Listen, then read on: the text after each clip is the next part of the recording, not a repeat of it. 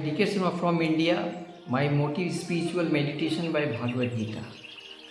तमाम सभी राशियों वाले लोगों को मेरा जो कहना है उसको ध्यान से सुनिए। बड़ा ही सरल उपाय में आपकी ज़िंदगी में चार चांद लगने वाले हैं।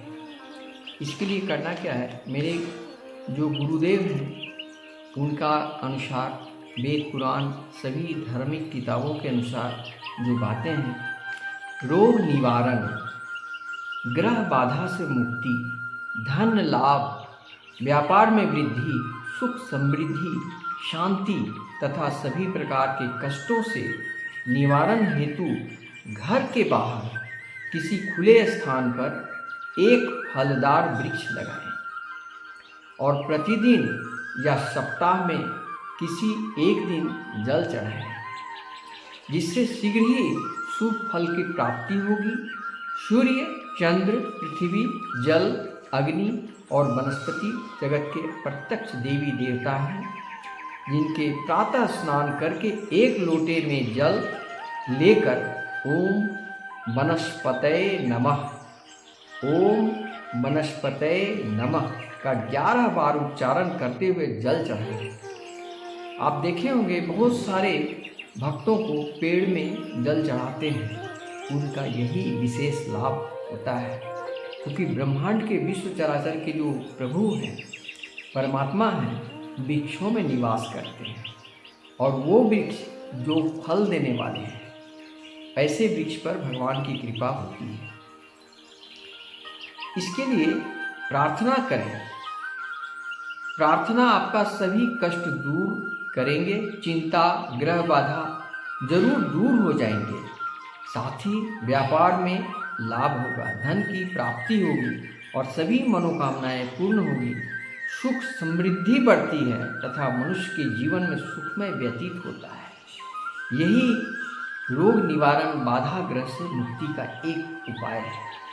इसके अलावा मैं आपसे नम्र निवेदन पूर्वक कहना चाहता हूँ कि संसार, श्री कृष्ण कहते हैं श्रीमद् भागवत गीता में कि कर्मण्येवाधिता रस्ते माँ फले सुखदाचन, कर्म करो, परिणाम का चिंता मत करो। क्योंकि परिणाम के बारे में जब सोचते हो ना, तो तुम्हारे अंदर भय होगा कि जीतेंगे कि हारेंगे, फिर तुम अपना काम पर फोकस नहीं कर पाओगे। इसलिए इस बात को जितना अच्छी बात समझ लो। दूसरी बात, ये संसारं मिथ्यानां परमात्मा सत्य है। परमात्मा ही सत्य है, बाकी ये सारा संसार मिथ्या है।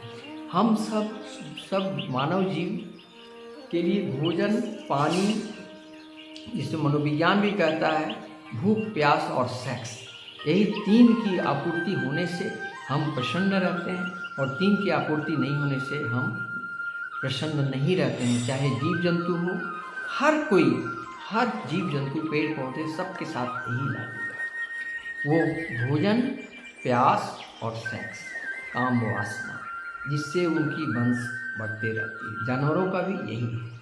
लेकिन ये जीवन की वो मूलधारा है जो सत्य है। इसके अलावा जिस प्रकार हर इंसान के लिए, मानव जीवन के लिए मकान, रोटी, कपड़ा, मकान की आवश्यकता है, ठीक उसी तरह रोटी, कपड़ा, मकान के अलावा भी अगर कुछ आवश्यकता है, वो है एजुकेशन, शिक्षा की आवश्यकता है।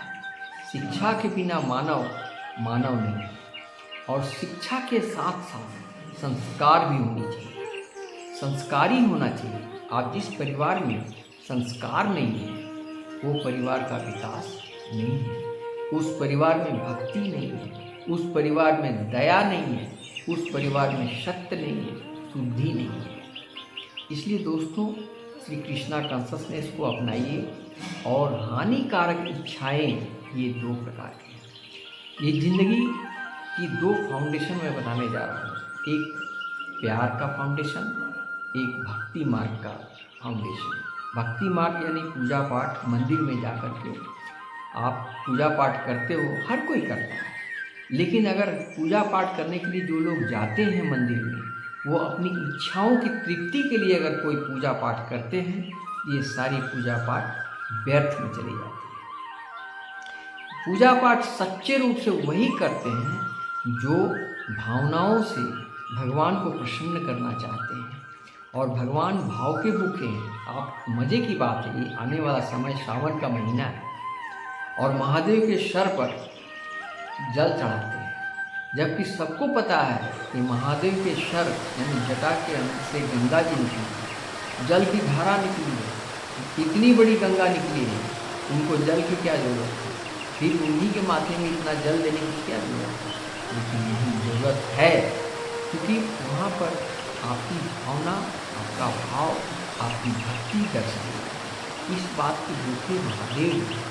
लोग दूर दूर से अमरनाथ, केदारनाथ, बद्रीनाथ, तो काशी विश्वनाथ, बाबा बैजनाथ, बासुकीनाथ, कीमा शंकरम, रामेश्वरम, श्रीशैलपुर में जितने भी मल्लिकार्जुनम, द्वादश जो सोमनाथम, द्वादश ज्योतिर्लिंग में लोग जल चढ़ा अर्पण करते हैं सावन महीना में, विशेषकर सोमवार के दिन।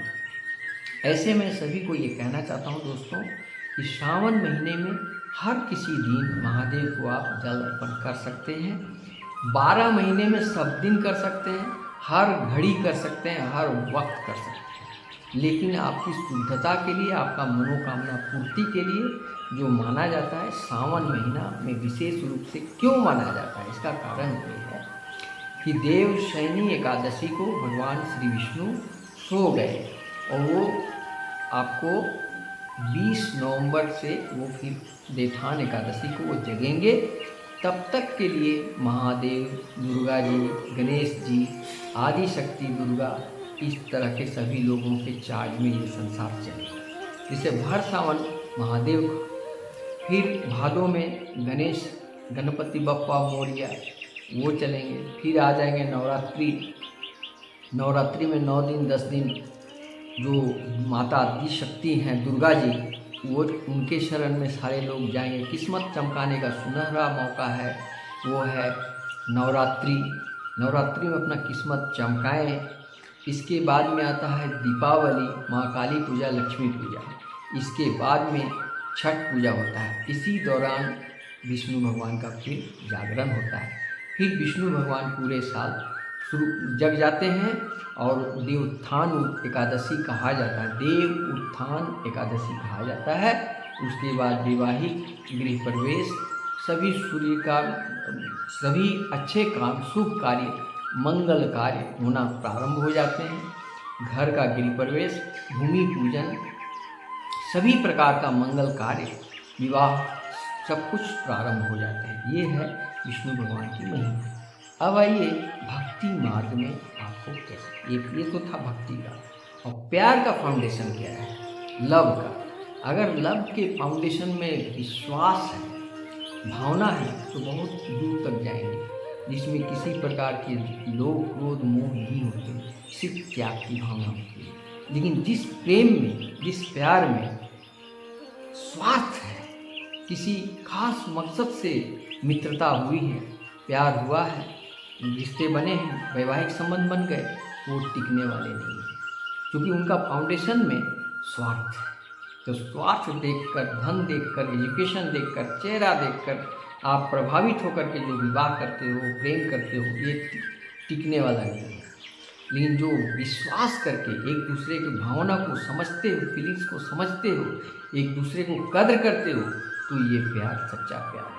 इतना ही कहकर आज की कथा में यही समाप्त करता हूँ। इसलिए अगर आपको सच्चा सनातनी हिंदू हो तो कृष्णा कॉन्शसनेस को अपनाओ, हानिकारक इच्छाओं का त्याग करो, क्योंकि हानिकारक इच्छा ही दुख का मूल कारण है। इस दुख से बचना चाहते हो तो अपनी सोच को बदलो, हृदय में अहंकार का निकालो। अहंकार निकलते ही भक्ति, दया, सत्य, शुद्धि आपकी ज़िंदगी में आएंगे। आपको बहुत सारा पुण्य की ज़िंदगी, शांति ज़िंदगी जिएंगे। अंत में मैं कहना चाहता हूँ कि रामचरित्र महापवित्र, कृष्ण चरित्र महाविचित्र। आप सच्चा सनातन हिंदू हो तो श्रीमद् भागवत गीता का एक श्लोक प्रतिदिन पढ़ो। अगर संभव नहीं है तो सप्ताह में एक दिन पढ़ो एक श्लोक। अगर वो भी संभव नहीं तो महीने में एक दिन पढ़ो, लेकिन पढ़ो। सारा समस्या का समाधान श्रीमद् भागवत गीता में, अष्टावक्र गीता में निहित है। आप चाहें तो अपनी सोच बदल कर जिंदगी में धन्य धान्य से परिपूर्ण होते। जय श्री कृष्णा। राधे राधे।